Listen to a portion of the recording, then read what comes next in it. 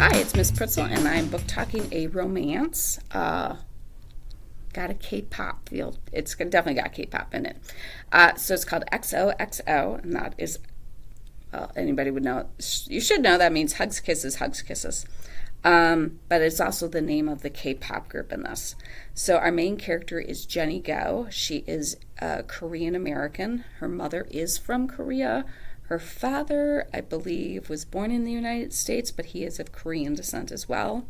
And his parents live out in New York. They're living in Los Angeles.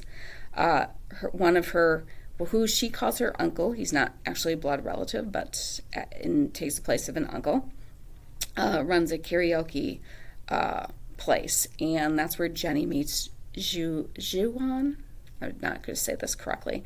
Who she doesn't realize for a really long time that this is actually a member of a big K-pop group called XOXO. Jenny gets the opportunity. She really connects with this boy in the one night they kind of have together and just having fun, doing some fun things, showing him Koreatown and the Korean festival and something like this in Los Angeles.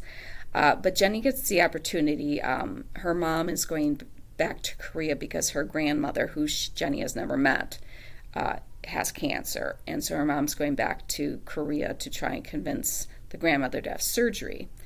And Jenny is going to be left in the care of her uncle. Well, Jenny arranges, because Jenny is a cellist, she arranges to go to school at a performing arts school in Seoul, Korea.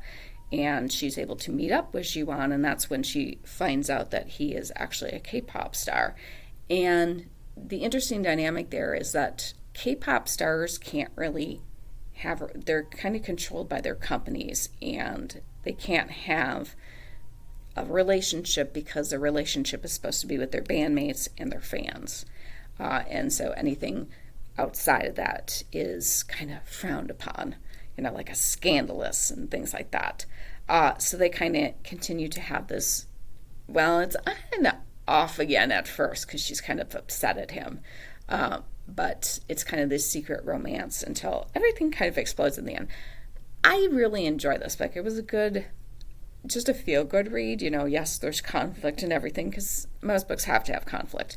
But it's a really good story about these two, and it's very interesting because it's the second book I've read with kind of a K-pop feel to it in the last.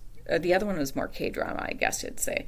But I really did enjoy this book, and I'm like, if you like romances, it's just a feel-good romance. I did enjoy this. It's great, and I know that I read it because I needed, okay, I'm tired of the heavier stuff and I needed something a little bit lighter. So I think this would be a great book for someone to read if you just want a good romance. So, and I learned a lot about Korean culture and K-pop and stuff in it.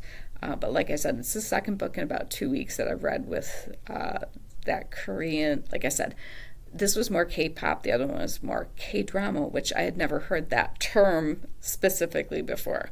All right, so if romance is your thing, I think you would enjoy this one. Have a fantastic day and keep on reading.